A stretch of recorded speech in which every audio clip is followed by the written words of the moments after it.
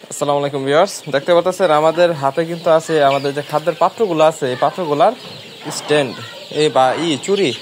তো চুরি বলি আমরা এটাকে। তো এইটা কিন্তু এই চুরি বা কাঁচা বলা হয়।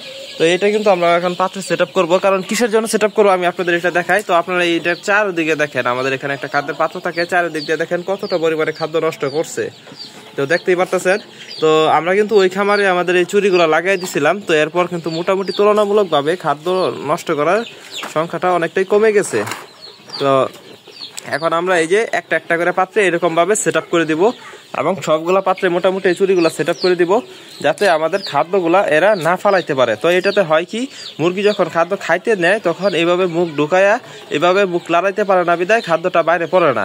আর ওই সময় যখন ওই যে দেখেন ওইখানে দাঁড়ায় দাঁড়ায় মুরগি খাদ্য খাইতেছে, তো এরকম ভাবে খাদ্য খাইলে তো খাদ্য অবশ্যই পড়বো। তো এখন আমাদের কাজ হয়ে যাচ্ছে প্রতিটা খাদ্য এইভাবে আমরা রশি দিয়ে তো বাইরে দিছিলাম, তো এটা খুলে খুলে এই চুরিগুলা ফিটিং করে দিব। চুরিগুলো ফিটিং করে দেবে। এই দেখেন এরকম ভাবে যদি চলতে থাকে তাহলে একদম আমাদের বিনাশ হয়ে যাবে। আমাদের সব যাবতীয় খাদ্য আছে, মানে একটা পাত্র ভরার মতো খাদ্য এখানে আর নিচে ফালাই দিছে। তো এটা আসলে কিছু করার নাই। তবে আমরা দুই একটা পাত্র চুরি ছাড়াও রাখবো, যাতে কিছু খাদ্য ফালাইতেও পারে। এর কারণটা হইতাছে যে আমাদের যে প্রতিবন্ধী মুরগিগুলো আছে যেরকম, এগুলার যাতে ঠিকভাবে খাইতে পারে, এই জন্য আমরা কিছু কিছু রাখবো, কিছু কিছু পাত্রকে একটু খালি রাখবো, যাতে মুরগিগুলোর কোনো অসুবিধা না হয়। তো আপনারা দেখতেই পাচ্ছেন আমাদের এই চুরিগুলো আমাদের হাতেই আছে। আমরা এগুলো এখন পুরো খাদ্যের পাত্রে সেট আপ করবো। তো এইটা এখন আরেকটা খাদ্যের পাত্র আমরা এটা খুললাম এই মাত্র। তো এটাকে আমি সেট আপ করি। এটা তো মনে হয় এটার না, তো এটা লাগতেছে না। আচ্ছা এক মিনিট, সরি, অন্য মডেলের চুরিও আছে। তো এইটা মনে হয় এইটার। এটা মোটামুটি ফিটিং হইতে গেছে।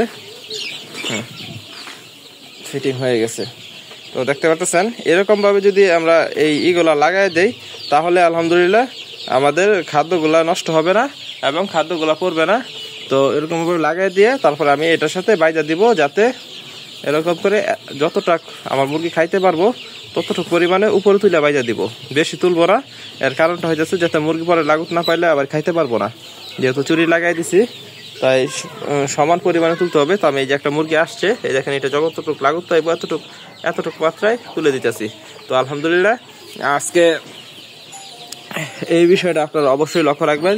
যদি সোনালী মুরগি বা টাইগার মুরগি বা লেয়ার মুরগি বা যে কোনো মুরগি যদি আপনাদের খাদ্য এরকমভাবে ফালায়, এরকমভাবে নষ্ট করে, তাহলে অবশ্যই আপনারা এই পদক্ষেপটা গ্রহণ করতে পারেন।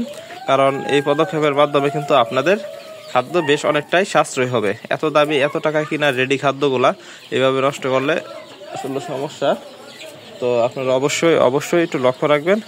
আর এক হাতে যেহেতু আমার এই গিটটা দিতে একটু সমস্যা হইতাছে, তো আমি সবগুলা এখন লাগাই দিয়ে পরে আবার ভিডিও কন্টিনিউ করবো ইনশাল্লাহ। তো এই ভিডিও এই পর্যন্তই। সকলে ভালো থাকবেন, সুস্থ থাকবেন। আসসালামু আলাইকুম।